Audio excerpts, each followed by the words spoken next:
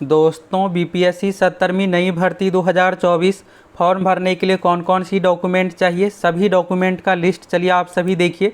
BPSC document के मामले में बहुत सख्त है, तो आपको अपनी ओर से कोई भी ऐसी गलती नहीं करना है जिससे आपको बाहर होना पड़े। तो क्या क्या डॉक्यूमेंट चाहिए, किस फॉर्मेट में बना होना चाहिए, कब का बना होना चाहिए, कैसे बनाना है, सभी चीज़ों के बारे में इस वीडियो में आप लोगों को A to Z जानकारी देने वाले हैं। आप देखिएगा दोस्तों, तो इस बार बीपीएससी की वैकेंसी बिहार के इतिहास में सबसे बड़ी वैकेंसी है, तो आपको अपनी ओर से कोई भी ऐसी गलती नहीं करना है जिससे आपको बाहर होना पड़े। और साथ में हम आप लोगों को बिहार में पिछले 20 साल में बीपीएससी की जितनी भी परीक्षा हुई है सभी एग्जाम का, ऑल एग्जाम का आप लोगों को क्वेश्चन बैंक करवाने वाले हैं। बिहार जीके, करंट अफेयर्स और भी बहुत सारे इंपॉर्टेंट टॉपिक से रिलेटेड वीडियो देने वाले हैं। तो साथ में आप लोगों को हर एक अपडेट के साथ साथ तैयारी भी होगी। तो अगर आप पहली बार चैनल पर आए हैं तो फटाफट चैनल के साथ जुड़ जाइए। बीपीएससी ऑल डॉक्यूमेंट के बारे में चलिए यहाँ से आप सभी देखिए क्या कुछ डॉक्यूमेंट चाहिए, किस फॉर्मेट में, हर एक चीज़ के बारे में आप लोगों को बताने वाले हैं। पहले नंबर में यहाँ पर नोट में देखिएगा, तो ऑनलाइन आवेदन भरते समय आवेदक को शैक्षणिक योग्यता, शैक्षणिक योग्यता में यह है कि ग्रेजुएशन मांगा गया है। किसी भी विषय से अगर आप ग्रेजुएट है तो बीपीएससी का फॉर्म फिलअप कर सकते हैं। तो स्नातक का देखिएगा यहाँ पर समतुल्य योग्यता का ऑल डिटेल्स यहाँ पर मांगा जाता है। ऑल डिटेल्स में ये कि आप कब स्नातक पास किए हैं, रिजल्ट डेट मांगा जाता है, परसेंटेज मार्क्स, विश्वविद्यालय डिटेल्स, यानी A to Z डिटेल्स आपको फॉर्म भरते समय देना पड़ेगा। तो अगर आपके पास मार्कशीट का हार्ड कॉपी नहीं है तो आप सभी इसको प्राप्त कर लीजिए, क्योंकि आपको मार्कशीट का सीरियल नंबर तक फिलअप करना पड़ेगा। अगर मूल प्रमाण पत्र यानी सर्टिफिकेट है तो ठीक है, नहीं तो आप मार्कशीट के आधार पर भी डिटेल्स फिलअप करके फॉर्म फिलअप कर सकते हैं।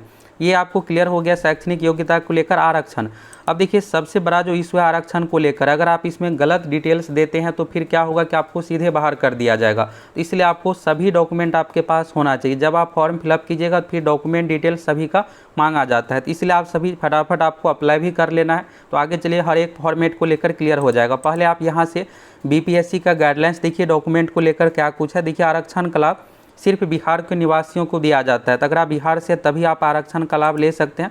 अगर आप अदर स्टेट से हैं तो जनरल कैटेगरी के अनुसार, यूआर के अनुसार फॉर्म फिलअप कर सकते हैं। जनरल कैटेगरी के सभी सीट के लिए आप एलिजिबल रहिएगा।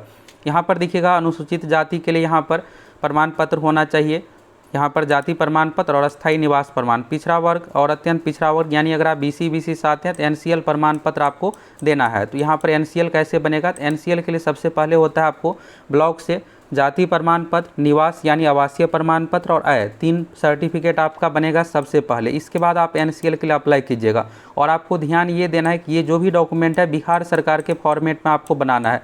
जाति प्रमाण पत्र ये सब जो भी चीज़ें ये 2 फॉर्मेट में बनता है, पहला सेंट्रल लेवल का और दूसरा बिहार सरकार। तो आपको बिहार सरकार के फॉर्मेट में एनसीएल प्रमाण पत्र बनाना है, तभी ये मान्य होगा। यहाँ पर देखिएगा एनसीएल से संबंधित और यहाँ पर गाइडलाइंस है। जो महिला है उसके लिए स्पेशल आरक्षण का दावा करने के लिए विवाहित महिलाओं का जाति या क्रीमी लेयर रहित प्रमाण पत्र पिता के नाम एवं पता से निर्गत होना चाहिए, ना कि पति के एड्रेस से। तो ये चीज़ आपको ध्यान रखना, अगर पिता के एड्रेस से रहेगा तभी मान्य होगा। अगर आप नहीं प्रस्तुत करते, जब आप वेरिफिकेशन यानी इंटरव्यू के समय जाते हैं तो फिर आपको आरक्षण का लाभ नहीं मिलेगा। ईडब्ल्यूएस प्रमाण पत्र आपको लेटेस्ट इस साल का बनाना है, इसी साल के फाइनेंशियल ईयर के अनुसार ये मान्य होगा। तो आप सभी लेटेस्ट बना लीजिए। इसके बाद यहाँ पर देखिएगा और भी चीज़ों के बारे में। अभ्यर्थी द्वारा प्रारंभिक परीक्षा का ऑनलाइन आवेदन भरते समय किए गए दावा के अनुसार सक्षम प्राधिकार द्वारा निर्गत सभी प्रमाण पत्र यानी मैट्रिकुलेशन का प्रमाण पत्र, स्नातक या समतुल्य डिग्री औपबंधिक प्रमाण पत्र, प्रोविजनल सर्टिफिकेट, अनुसूचित जाति जनजाति के लिए प्रमाण पत्र, बीसी एनसीएल से संबंधित, ईडब्ल्यूएस से संबंधित, फ्रीडम फाइटर, और अगर आप छूट लेते हैं उम्र में यहाँ पर, और अगर आप जॉब में है तो एनओसी, ये सब देखिएगा सभी जो डॉक्यूमेंट है दोस्तों। जब आप वेरिफिकेशन के लिए जाइएगा, वेरिफिकेशन कब होगा, फाइनल सिलेक्शन से पहले बीपीएससी में वेरिफिकेशन किया जाता है। साक्षात्कार इंटरव्यू के समय वेरिफिकेशन किया जाएगा और वेरिफिकेशन आपका होगा तभी आपका नेक्स्ट प्रोसेस किया जाता है। तो उस समय आपसे सभी डॉक्यूमेंट जो ओरिजिनल में मांगा जाएगा, और जब आप फॉर्म फिलअप कीजिएगा उसमें जो भी डिटेल्स दिए उससे मैच किया जाता है। तो इसलिए आप सभी डॉक्यूमेंट बना के फॉर्म फिलअप कीजिए। अभी आप सोचिएगा किसी तरह हम फॉर्म भर दिए गलत डिटेल्स के आधार पर, फिर क्या होगा कि आपकी उम्मीदवारी रद्द कर दी जाएगी। और यहाँ पर देखिएगा सभी वांछित प्रमाण पत्र प्रारंभिक परीक्षा का ऑनलाइन आवेदन भरने की अंतिम तिथि से पहले का आपके पास होना चाहिए। तो ये पिछली बार इसी अनुसार मांगा गया था, तो इस बार भी इसी अनुसार मांगा जाएगा। फॉर्म भरने की लास्ट तिथि से पहले आपके पास ऑल डॉक्यूमेंट होना चाहिए। और आगे आप लोगों को हर एक चीज़ के बारे में क्लियर कर देते हैं। और चीज़ों के संबंधित यहाँ पर चलिए गाइडलाइंस देखिए। एज को लेकर देखिए इसमें 20 साल, 21 साल, 22 साल का एज का कंडीशन है। डीएसपी वाले पोस्ट के लिए 20 साल है और बहुत सारे अलग अलग तरह के पोस्ट के लिए 21 साल। कुछ ऐसे पोस्ट है जिसमें 22 साल का मिनिमम एज का कंडीशन है। इसके बाद देखिएगा यहाँ पर तो और भी चीज़ों के बारे में, निर्धारित अधिकतम उम्र सीमा में छूट का दावा करने वाले अभ्यर्थी को साक्षात्कार यानी इंटरव्यू के समय मूल में प्रमाण पत्र अवश्य रूप से प्रस्तुत करना पड़ेगा। और यहाँ पर देखिएगा तो उक्त परीक्षा में ऑनलाइन आवेदन पत्र भरने वाले अपनी जाति के अनुरूप आरक्षण कोटि का सही स्पष्ट रूप से उद्धृत करना अनिवार्य होगा। तो जो भी आप कैटेगरी से आते हैं वही आपको देना है। इसके बाद देखिएगा शारीरिक दक्षता परीक्षा, देखिए इसमें जो भी पुलिस सेवा संबंधित पोस्ट है जैसे DYSP वाले पोस्ट हो गया, ये सब पोस्ट में देखिएगा तो नॉर्मल यहाँ पर फिजिकल टेस्ट लिया जाता है। फिजिकल टेस्ट में यानी यहाँ पर आपका हाइट मापा जाएगा। इसके बाद सीना सिर्फ पुरुष अभ्यर्थियों के लिए है, तो यहाँ पर हाइट का कंडीशन देखिएगा पुरुषों के लिए न्यूनतम 5 फीट 5 इंच का कंडीशन है और 32 यहाँ पर सीना होना चाहिए। महिलाओं के लिए 5 फीट 3 इंच का कंडीशन है और अगर ये नहीं पाया जाता है तो फिर यहाँ पर न्यूनतम ऊंचाई जो है उपलब्ध नहीं रहने के कंडीशन में 5 फीट 2 इंच ये किया जाएगा। तो इसके बारे में यहाँ पर है और कैटेगरी में कुछ में यहाँ पर छूट भी है, यहाँ से आप सभी डिटेल्स में देख सकते हैं। इसके बाद देखिएगा अन्य चीज़ों के बारे में, तो सबसे पहले तो आपको PT एग्ज़ाम पास करना है। PT एग्ज़ाम पास कीजिएगा, फिर होगा आपका मेंस एग्ज़ाम पास होने के बाद होगा आपका अगला चरण इंटरव्यू और फाइनल मेरिट लिस्ट जो है इसमें मेंस एग्ज़ाम प्लस इंटरव्यू में मार्क्स के आधार पर तैयार किया जाता है। और यहाँ पर देखिएगा कुछ इंपॉर्टेंट गाइडलाइंस है, तो यहाँ से आप सभी पढ़ सकते हैं। अभी दोस्तों 70वीं का नोटिफिकेशन अगले 3-4 दिनों में जारी किया जाएगा। जब ये नोटिफिकेशन जारी हो जाएगा एक वीडियो में हम आप लोगों को फिर से डॉक्यूमेंट के बारे में हर एक चीज़ के बारे में क्लियर कर देंगे। अभी आप सभी को कौन कौन सा डॉक्यूमेंट बनाना है इसके बारे में आप सभी देखिए यहाँ पर 9वें नंबर पॉइंट ये आपके लिए बहुत ज़रूरी है। वैसे अभ्यर्थी प्रारंभिक प्रतियोगिता परीक्षा में सम्मिलित होने के हकदार नहीं होंगे जिन्हें यहाँ पर किसी भी परीक्षा से डिवार्ड किया गया, वंचित किया गया है। इसके बाद देखिएगा यहाँ पर एकीकृत संयुक्त प्रतियोगिता परीक्षा द्वारा स्वयं आपको ऑनलाइन आवेदन भरा जा रहा है और इसमें किसी प्रकार की गलत या भ्रामक सूचना दर्ज करने, सूचना छूट जाने या आंशिक सूचना दर्ज करने पर इसके लिए अभ्यर्थी स्वयं जवाबदेह होगा। यानी आप ये नहीं बोल सकते हैं कि यहाँ पर जो भी डिटेल्स था ये हम देना भूल गए, यहाँ पर देखिएगा स्पष्ट कहा गया, तो इसलिए आपको गलत या भ्रामक सूचना प्रस्तुत करने पर अभ्यर्थी के संबंध निर्णय लेने के लिए अंतिम अधिकार आयोग के पास सुरक्षित रहेगा। देखिए अभी क्या है कि आप जो भी डिटेल्स फिलअप कीजिएगा उस अनुसार क्या होगा कि आपका एडमिट कार्ड जारी हो जाएगा। लेकिन दिक्कत कब आएगी? दिक्कत आएगी जब आप इंटरव्यू के लिए जाइएगा। इंटरव्यू के समय ही फाइनल सिलेक्शन से पहले BPSC की ओर से वेरिफिकेशन किया जाता है और आप जो भी फॉर्म भरते इसमें डिटेल्स दी हैं सभी का मिलान किया जाएगा। सही पाया जाएगा तभी आपका नेक्स्ट प्रोसेस होगा, नहीं तो आपको सीधे बाहर कर दिया जाएगा। BPSC का गाइडलाइंस दोस्तों पिछले साल क्या कुछ मांगा गया था यहाँ से आप सभी फुल देख लिए। अब बात करते हैं मेन क्या क्या डॉक्यूमेंट आपके पास होना चाहिए। देखिए पहला चीज़ तो आपके पास 10th का मार्कशीट होना चाहिए, दूसरा चीज़ सर्टिफिकेट।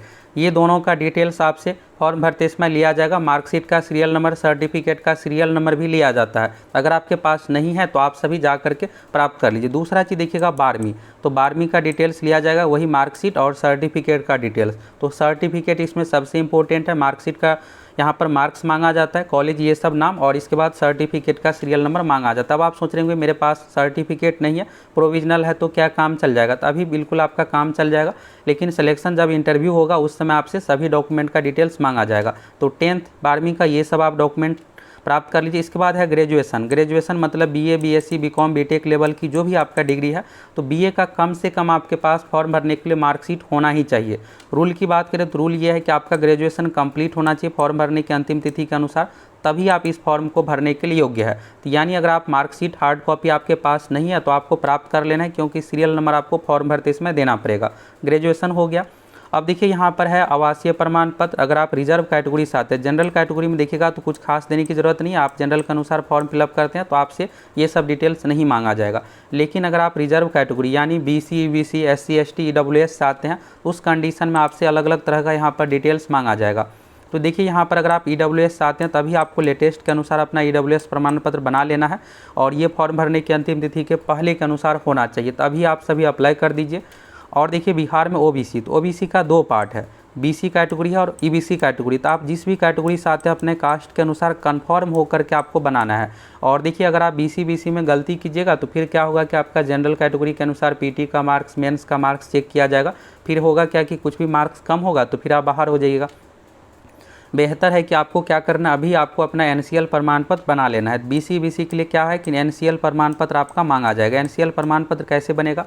तो सबसे पहले आपका जाति बनेगा, दूसरा आवासीय और तीसरा आय प्रमाण पत्र। ये तीनों बनने के बाद फिर आप NCL के लिए अप्लाई कीजिएगा। नॉन क्रीमी लेयर प्रमाण पत्र आपका बनेगा। नॉन क्रीमी लेयर का मतलब ये है कि आपके फैमिली का इनकम 8 लाख से कम है। ये हो गया NCL प्रमाण पत्र, NCL आपसे मांगा जाएगा।